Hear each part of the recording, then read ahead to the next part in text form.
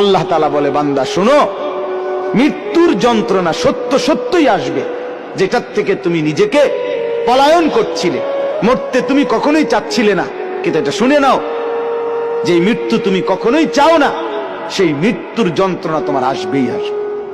সাকরাতুল মউত, হাত্তাকে এমনকি আল্লাহর নবী সাল্লাল্লাহু আলাইহি সাল্লাম পর্যন্ত ইন্তেকালের পূর্বে নবীজি হাদিসে স্পষ্ট আছে, আম্মা জান আয়েশা বলছেন, নবীজি সাল্লাল্লাহু আলাইহি সাল্লাম একটা বাটির মধ্যে পানি দিছে, আর নিজের পবিত্র ডান হাত মোবারক দিয়ে হাত দিয়া এই বাটির পানির মধ্যে চুবাইতেছিলেন, আর কপালের ঘাম মুছতেছিলেন নবীজি, আর বলতেছিলেন, লা ইলাহা ইল্লাল্লাহ ইন্না লিল মাউতি সাকারাত।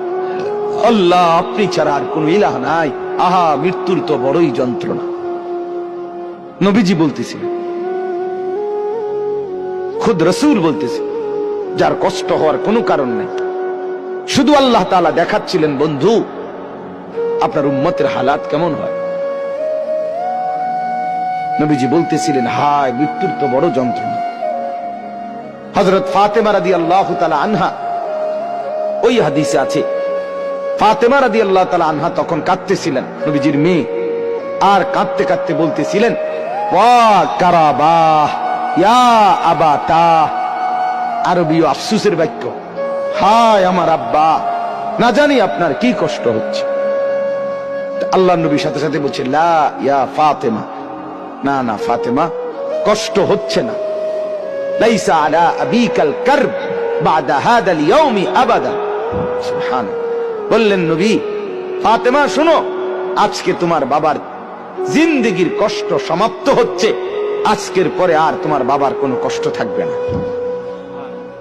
23 বছর আমি দিবা নিশি মেহনত করছি, কষ্ট করছি, কাঁদছি, চোখের পানি ফেলছি, পাথরের আঘাত সয়েছি, পেটে পাথর বেঁধেছি, ক্ষুধার কষ্ট, দান দান শহীদ করেছি, সারা দেহ রক্তাক্ত হয়েছে, আমার অনেক কষ্ট হয়েছে, ঠিক মতো ঘুমাই নাই, ঠিক মতো খানা খাই নাই, ঠিক মতো রাত্রিতে বিশ্রাম করি নাই, বিবিরে সময় দেই নাই, পরিবারকে সময় দেই নাই,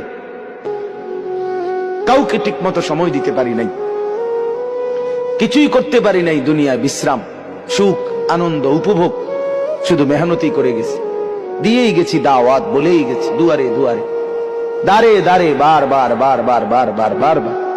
নবীজি সাল্লাল্লাহু আলাইহি সাল্লাম কিতাবের মধ্যে আছে, আরবি কিতাবে তারিখে ইবনে খাল্লিকান, 4000 বার, 4000 বার শুধু আবু জেহেলকে কালেমার দাওয়াত দিয়েছে।